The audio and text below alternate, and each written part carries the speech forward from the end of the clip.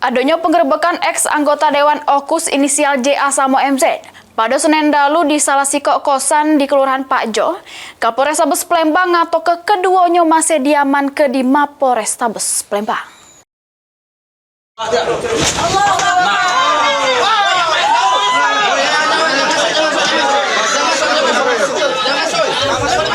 Ex-sekretaris Dewan DPRD Okus Selatan inisial JA digerebek di salah sikok kosan yang berada di Jalan Gotong Royong, Kelurahan Pakjo, Kecamatan Ilir Barat 1 Palembang, bersama Betino Idamanyu inisial MZ.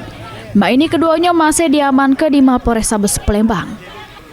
Diketahui JA badan lagi dilapor ke bini sahnya Yunita Tri Kumalasari atas dugaan tindak pidana perzinahan bersama MZ di salah sikok kosan pada Senin 23 Juni 2025 sekira jam 11 awan. Kombes Pol Haryo Sugihartono jelaskan, pihaknya punya kewenangan 1x24 jam untuk melakukan penahanan yang diduga melakukan tindak pidana.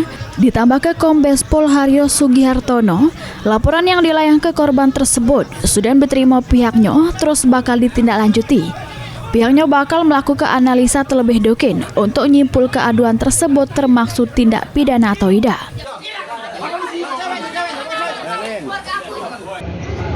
Kita akan melakukan tindakan lebih lanjut apakah melakukan penyidikan atau tidak. Bang, untuk pasangannya diamankan sementara ini, Bang? Sepengetahuan saya ada di Satuan Reserse ya. Kita memiliki kewenangan 1x24 jam untuk mengamankan seseorang yang diduga melakukan tindak pidana. Kemudian setelah itu kita pastikan statusnya apakah dilanjutkan tindakan upaya paksa penahanan atau tidak. Haryo juga ngebenarkan kalau pihaknya melakukan penggerebekan terhadap JA Samo MZ.